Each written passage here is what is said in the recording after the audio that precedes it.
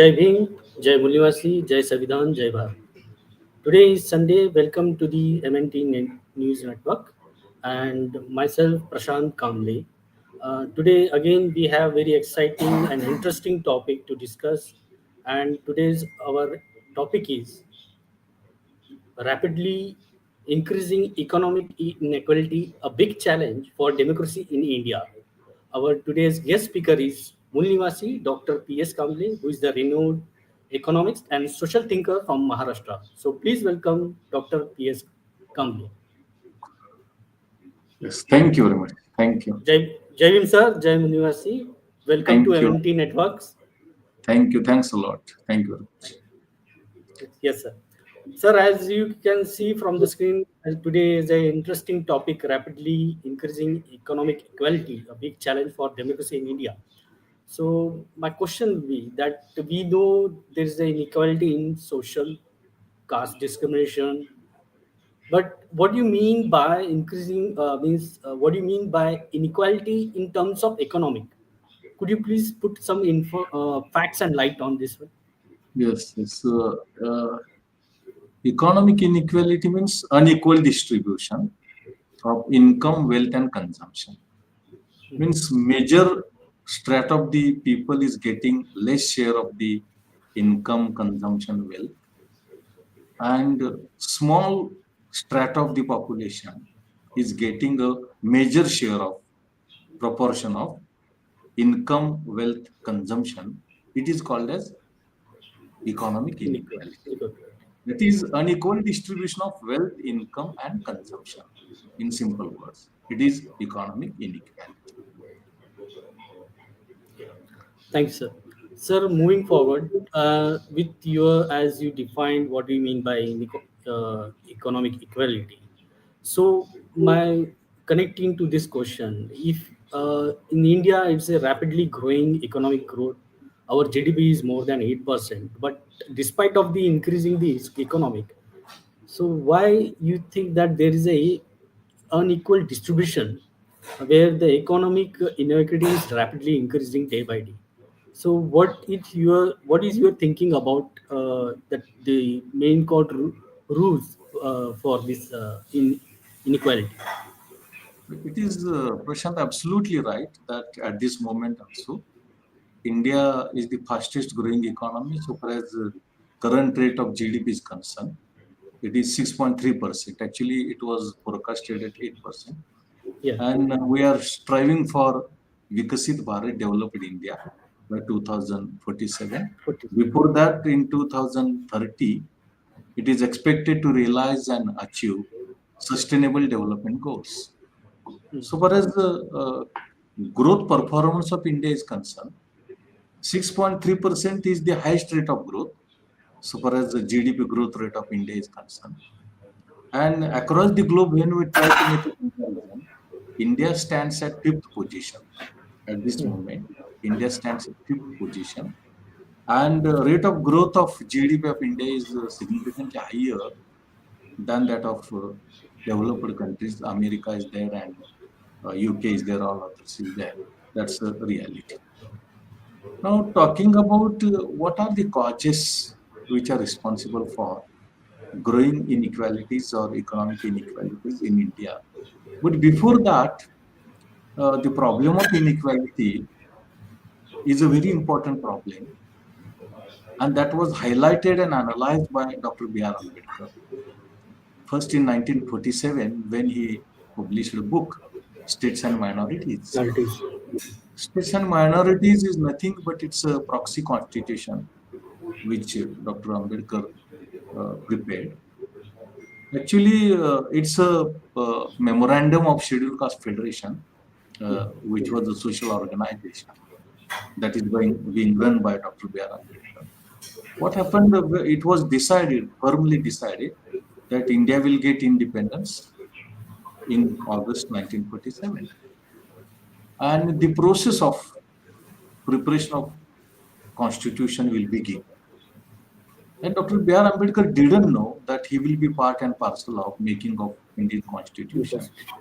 But he thought that if I am not a part and parcel or I have no any connections so far as preparing the constitution for independent India is concerned, for the sake of society, for the sake of downtrodden, for the sake of excluded community, scheduled caste, scheduled tribes, at least I can submit my memorandum on behalf of the Scheduled Caste Federation, which was a social organization. And in that memorandum, fortunately, all of us know it didn't required to submit that memorandum because Dr. B.R. Ambedkar first became the member of that Constitution Assembly, and then he became not only a member but chairman of drafting committee. And consequently, everything was vested in the hands of Dr. B.R. Ambedkar, and therefore it didn't require to submit that memorandum, which was of the Scheduled Caste Federation, a social organization. Therefore, that memorandum, which was published in 1947 in the name of states and minorities, and that memorandum, it is called as proxy constitution as well. It provides a development model for India, and that is the socially inclusive development model for India. Actually, we are talking about inclusive growth or development since 11th and 12th five plan. But before the beginning of planning and beginning of still India was not independent. Before that, Dr. B.R. Ambedkar prepared that document, and which was the socially inclusive growth or development model of India. As he was part and parcel of constitution making, a number of provisions relating to control of all inequalities, those were incorporated. And the famous uh, speech of Dr. B.R. Ambedkar while handing over constitution to the nation, President of India, that's a famous. And in that speech, he mentioned on 26th January 1950, implementation of Constitution of India will take place. And we will be in the controversial India, contrast India, in which, on the one hand, there will be political equality, because in the constitution there is a provision of one But person, one but vote, one what? value. But provision for social and economic inequality control are not there. And that is the duty and responsibility of central government and state government to formulate, evolve such policies that policies will enable state and center to realize and achieve socially inclusive development of India, and that will reduce and control, suppress inequality, social and economic, those were there. And that was the caution which was given by Dr. B.R. Ambedkar. In the states and minorities also, he mentioned that we should take a precaution to control social economic inequality. Political inequality will be handled by one person, one vote, and one value. But the problem of social and economic inequality is crucial. It's very important, crucially important. Exactly. So special efforts are required. And that was mentioned in the constitution, and in the preamble also it is mentioned. And in the last speech, which was given by Dr. B.R. Ambedkar, while handing over constitution to the President of India, he mentioned. So he cautioned the problem of inequality. Now, before talking about what are the causes which are responsible for, and what are the consequences of economic inequality, I will cite some data, statistical information in support of what is the nature and extent of inequalities there. First of all, so far as the data relating to consumption inequality is a little bit available. So much data I will not give, but the results and findings are the same. I will concentrate on economic inequality comprising of income inequality and wealth inequality. Already I have mentioned what is the meaning of economic inequality: unequal distribution of consumption, wealth, and income among the people in the society as a whole.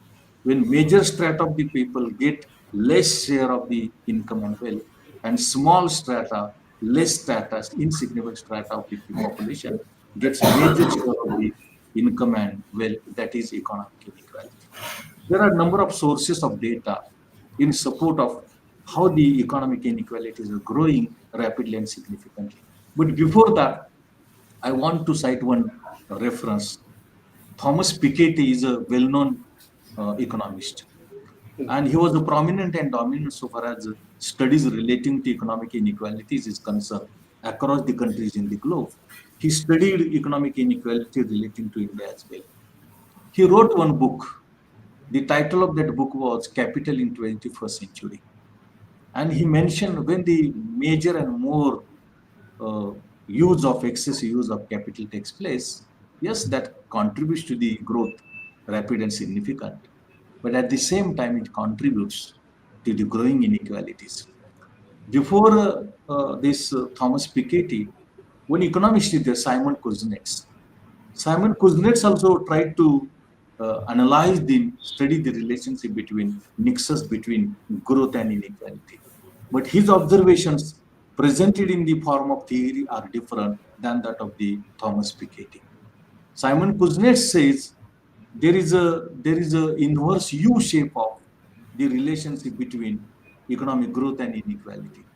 When growth takes place means GDP rises, initially inequality increases. At a certain point, at a particular point, when the GDP reaches to the maximum level, highest level, the inequality also reaches to the highest level. But after that, even GDP grows rapidly and significantly. There is a falling trend in inequality. That was the observation of Simon Kuznets. But observation of Thomas Piketty are different.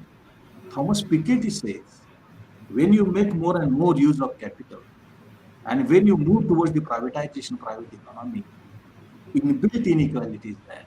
And that is a rapid and significantly growing trend so far as inequality is concerned. What cautioned Thomas Piketty several times, he cautioned India growing inequalities is a very intensive, it is a higher gravity problem in the country.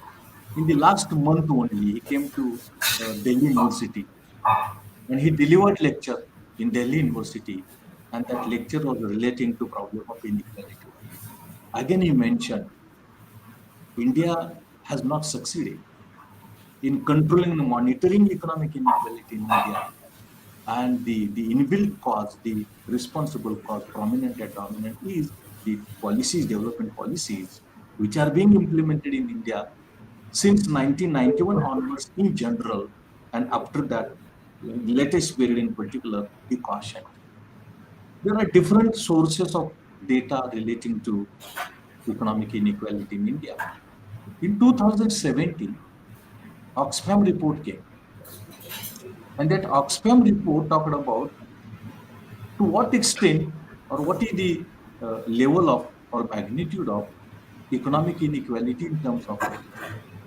And that report tells us that 1% family, rich strata of the society, has possessed 73% share of Percent. national wealth. Exactly. If that is taken into account, that places before us, highlights before us what is the intensity and gravity of the problem of inequality. Same Correct. Oxfam report came with a report on inequality in 2018. And that data tells us, that report tells us that economic inequality, it is mentioned with the technical statistical tool known as Gini coefficient. Gini coefficient is a statistical technique that measures the nature and extent and growing or decreasing intensity of economic inequality. And that Oxfam report in 2018 came with the data that Gini coefficient increased from 81% to 85%.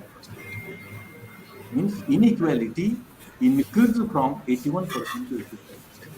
You can imagine how the inequalities are growing and what is Exactly. the rapidity, what is the speed, how it is speeding up so far as the problem of inequality is concerned. Then in 2024, two reports came relating to inequality. One was the World Inequality Report 2024, World Inequality Lab Report 2024, and recently in 2025, Oxfam report has been emerged out. It has been come out. Talking about World Inequality Report 2024, I have some data. that I will cite for the uh, understanding of the problem of inequality for the audience who have joined. Talking about income inequality, the report is for 2020-24, but the data is for 22-23, 1 year previous. That report tells us that poor 50% families, their share in national income is only 15%, 1 5. 50% households, they have purchased only 15% share of national income. And their average income, per capita income, is only 71,163. 71,000 per capita income. But in contrast to that, when we try to take into account share of income purchased by rich strata of the society, rich people from the society, it is found that rich 10% families, their share in national income of India is 58%. You can imagine 50% family share is 15% and 10% family share is 58%. You can imagine. And more importantly, their per capita income is 13 lakh 52,985 rupees, where 71,000 and where 13 lakh. What disparity, what mismatch is there? We can identify how the inequality in terms of income is intensifying, its gravity is increasing very rapidly and significantly. In-depth analysis further it tells us that 1% richest households in India have purchased 23% share of national income. 1%, 23%. Surprisingly, their per capita income is 53 lakh rupees.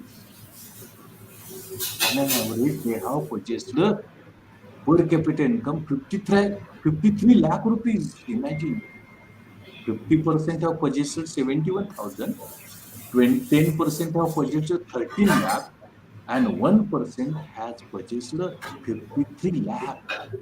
What disparities are there? And that adequately proves that economic inequality in terms of income is intensifying. Its gravity is significantly and rapidly increasing. That is one aspect. Another aspect is wealth inequality because income and wealth go hand in hand. Hmm. So, talking about wealth inequality, 50% poor families, 50% poor families, their share in national income is only 6.4%. 50% poor families have purchased only 6.4% share of wealth. And their wealth in terms of rupees, average wealth, we can say per capita wealth in terms of rupees, is just 1,73,184. But 10% rich families, their share in national wealth is 65%. 50% are purchasing 6.4% share, and 10% families 10%. purchasing 65% share. And average wealth in terms of rupee is 87 lakh, 87 lakh 70,000. We can make a comparison. Where is 6.4% share? Where is 65% share? Where is 1 lakh 73,000 rupees wealth? And where 87 lakh 70,000 rupees wealth? We can make a comparison. Further in-depth analysis in terms of wealth inequality tells us that 1% richest strata of the society have purchased 40% share of wealth. 40%. And on an average, in terms of rupees, what wealth they have purchased comes at 5 crore 41 lakh 41,525 crores. Wealth is in crores of rupees.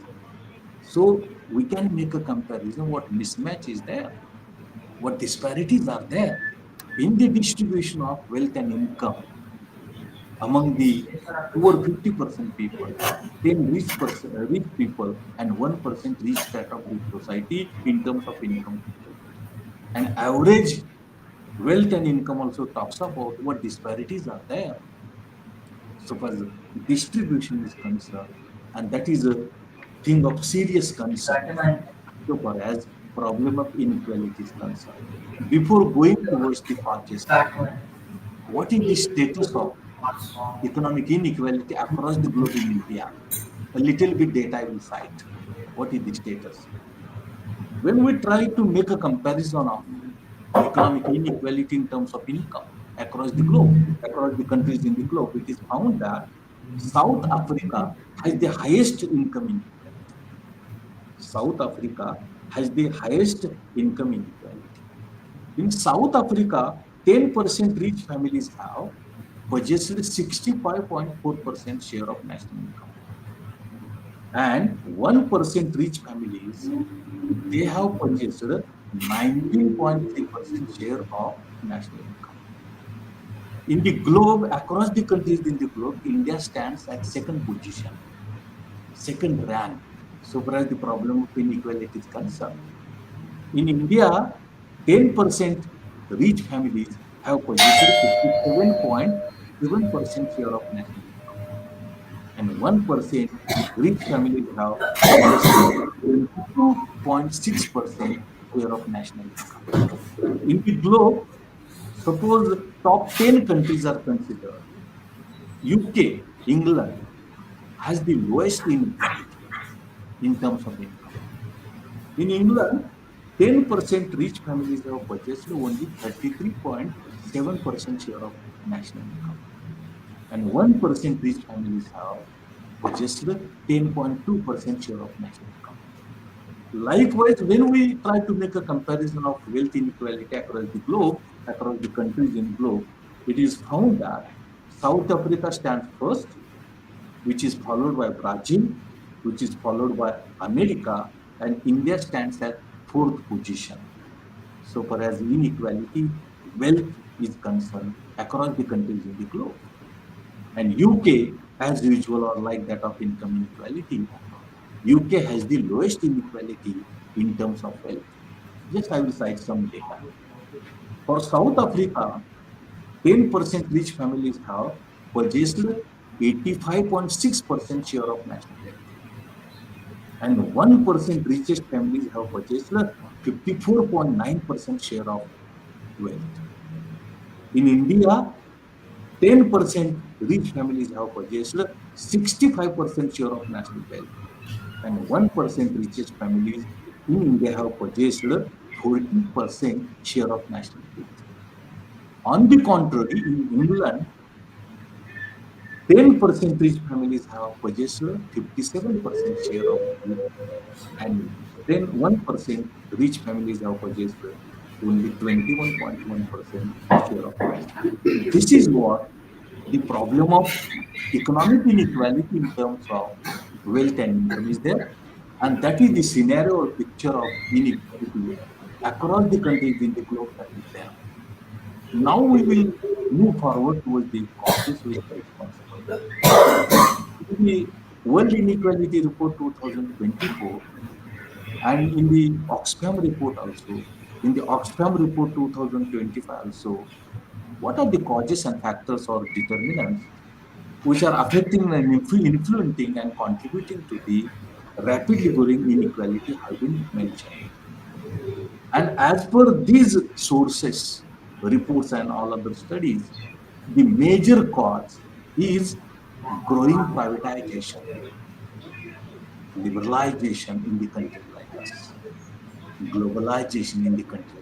So, whatever program that LPG, liberalization, privatization, globalization, we introduced in 1990 and we intensified afterwards, that is the responsible cause so far as growing inequalities is concerned.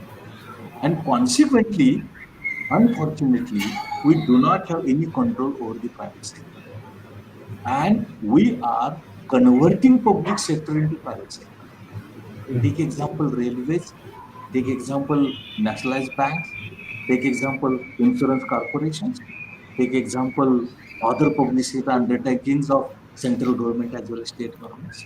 I How will will also affect? add it's this government which are the subsidiaries which are profitable. They Yes, are going to the privatization. So you you are are right. absolutely right. Correct. Only in addition to that, those undertakings which were in profits were privatized, disinvested, and more importantly, the price or value of this investment was meager and insignificant. It was cheapest only. Exactly. So rapid privatization taking place at this moment for the information of the audience. Not a single nationalized bank fully owned by the government of India. Not a Exactly. single insurance corporation fully owned by the government. Previously, 30 banks were there. Bank of India, Exactly. Bank of Maharashtra, Eco Bank, United, number of banks, 30 banks were there, State Bank, all fully owned by the government. Government. Insurance, Life Insurance Corporation, Exactly. Oriental Insurance, General Insurance, number of insurance corporations were fully owned by the government at this moment. Not a single public undertaking, even railway, is fully owned by the government. In future, I afraid of in future whether there will be fully owned or even partially owned any public sector undertakings of government of India as well as state governments. Because government policies and policymakers are saying that, making proposition statements that running banks, running public sector undertakings is not our duty and responsibility. Our duty and responsibility is to guide, to work as a think tank, not as a policymaker and policy implementer. If that will take place, how these growing inequalities will be controlled?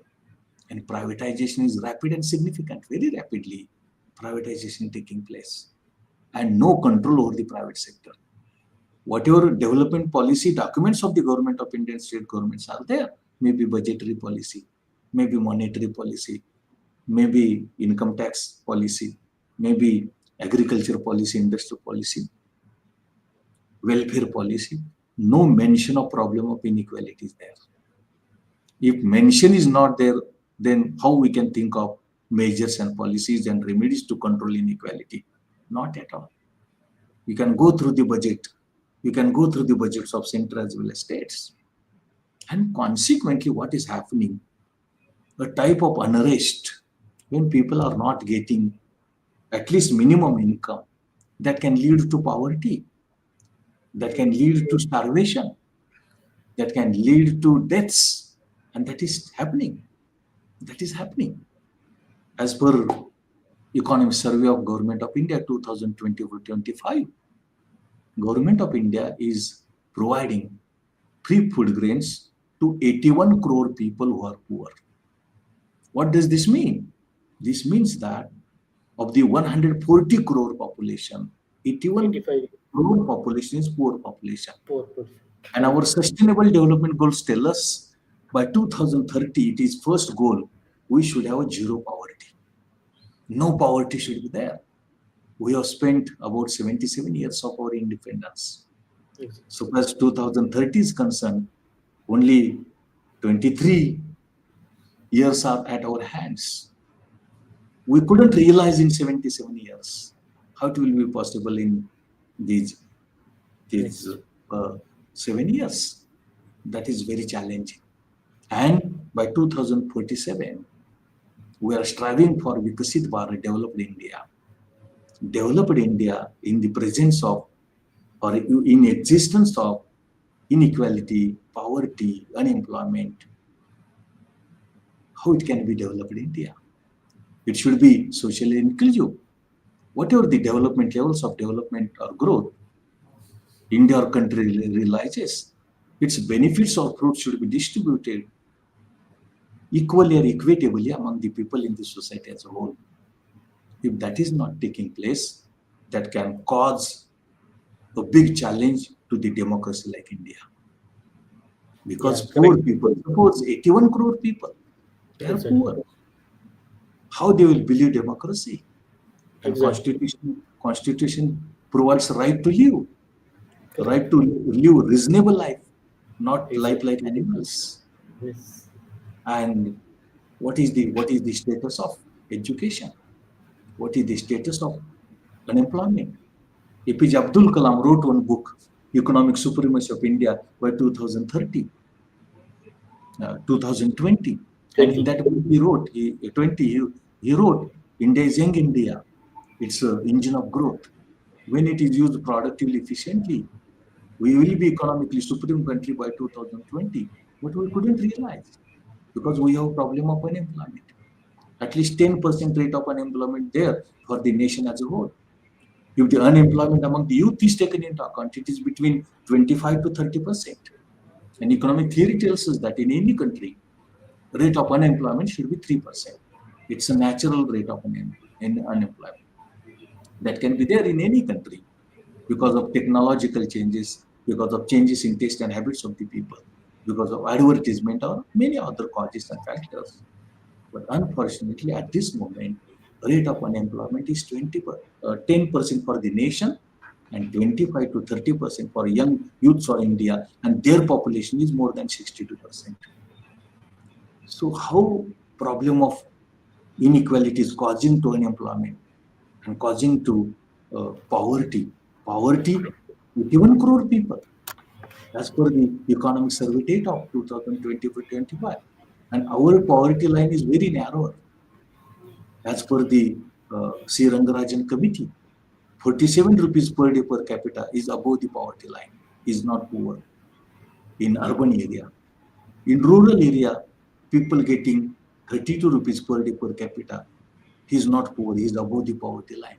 At international level, poverty line is $3 per day per capita. And $1 is equal to 87 rupees. So 87 multiplied by 3, it comes at about 300. Where Yes. 300 and where less than 50. Even that narrow poverty line is taken into account. Crores of people are poor below the poverty line. And Sustainable Development Goal tells us that by 2030, there should be zero poverty. And by 2047, we are going to realize and achieve Vikasit Bharat in presence of inequality, in the existence of unemployment, in the presence of poverty. Is it a inclusively Vikasit Bharat? Is it an inclusive Vikasit Bharat socially? That poses a challenge. And that can create a challenge before the democratic country like India. How the right to live is being provided? We are going to provide or not? We are going to make any provision or not? Every citizen has a right to live fair life, fair life. Problem of education is there. Only 28% gross enrollment ratio in higher education is there. In developed countries, it is more than 75% gross enrollment ratio, where we are going to reach. And expenditure on education is less than 4% of GDP, both central and state are spending. State of health is more or less the same. Previously, 1% of GDP central state was spending. Now, as per the recommendations of 15th Finance Commission, they are spending 2.1% of GDP. Still, we can look at what is the situation of public sector health and health infrastructure. We have hospitals, specialty, super specialty, multi specialty hospitals are there, but all are concentrated in cities and metropolitan cities. In rural areas and villages, such hospitals are not there. And prominently, poor people, common people cannot get access to such hospitals, specialty, super specialty, multi specialty, because as soon as we enter into that hospital, 1 lakh rupees are required to be given as a deposit to register the patient. Other fees and charges are different. Doctoral charges, medicine charges, pathological charges, lodging, boarding, that is different, medicine, that is different. So how we are going to get access of health facilities as well?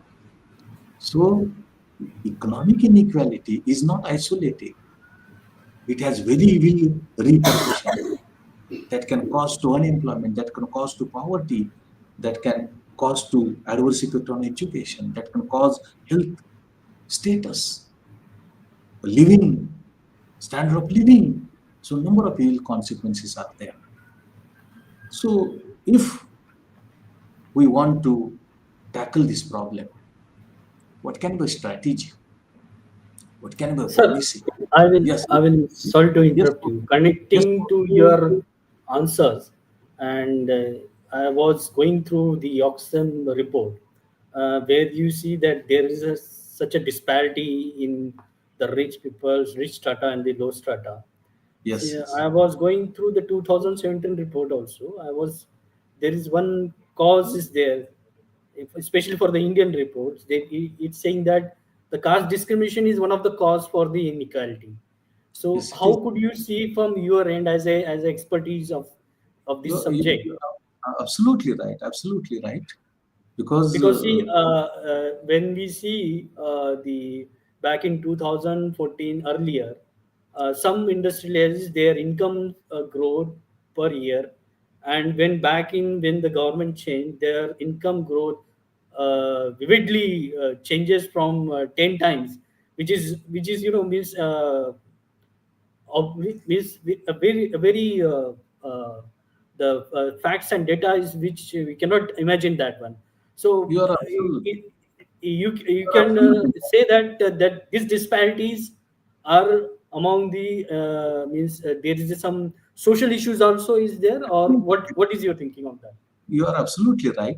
That can contribute any disparity, any discrimination, exclusion that can cause to inequality, whether it is caste based, religion based, race based, when gender based, when discrimination is exclusion is there, definitely it contributes intensifyingly, significantly to inequality. And you are absolutely right. That is one of the causes so far as growing inequalities, because that restricts mobility, that restricts profession, that restricts development activities being carried out, and consequently hampers growth of development of that family and those concerned. So that is also a thing of concern which is necessary to be taken into account. So what I want to propose is that a very basic law in India, a very prime law in India is the Constitution of India. Ahead of Constitution, nothing is there. Exactly. Everything is there in the Constitution only. But unfortunately, while making policies, we're excluding, neglecting Constitution, or we are violating spirit of the Constitution. Spirit of the Constitution is equality, justice, fraternity, Okay. social welfare, and we are violating. So the solution is we should not hamper, we should not violate basic spirit of the Constitution, and within the Constitution we have to formulate development policies.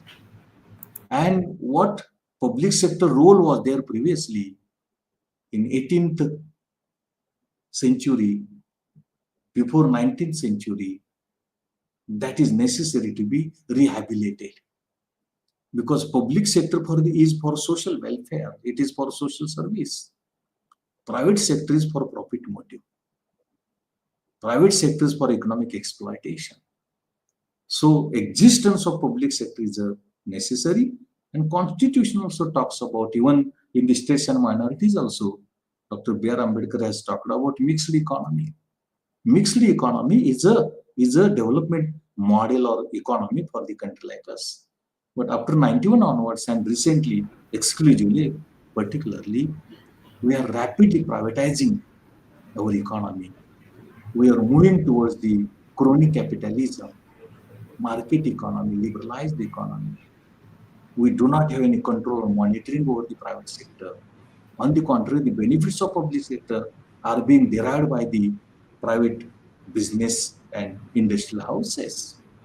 So unless and until we formulate a development policy in the framework of Constitution of India, unless and until we take a precaution that the basic spirit of the Constitution, that is equality, fraternity, justice, welfare, we are not violating.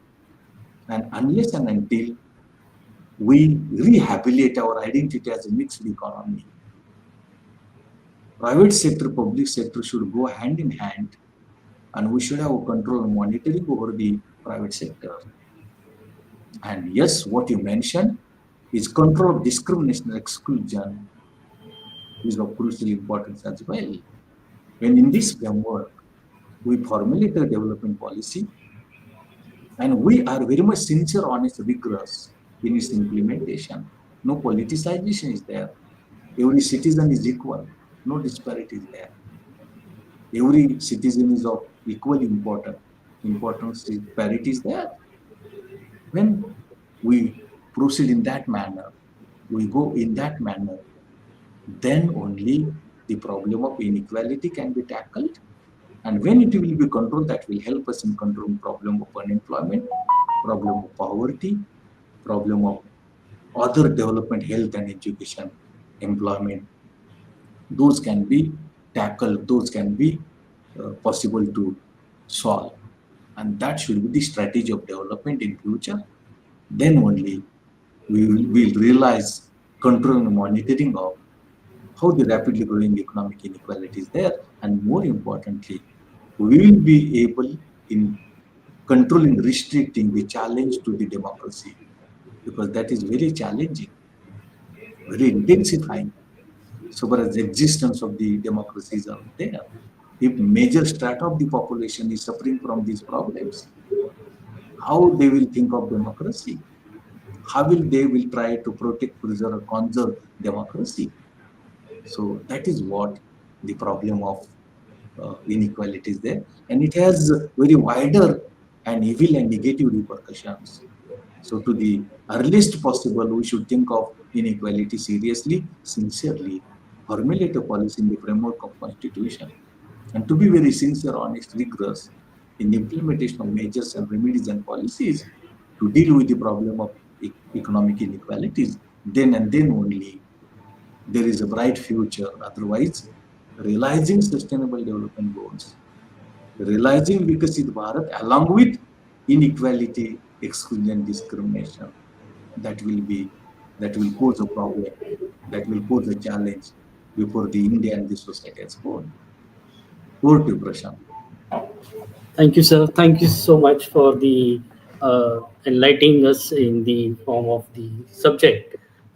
My last question is, sir, that as you say that what are the concluding remarks from your end to this subject? So we have to, as you look forward, that no one should let to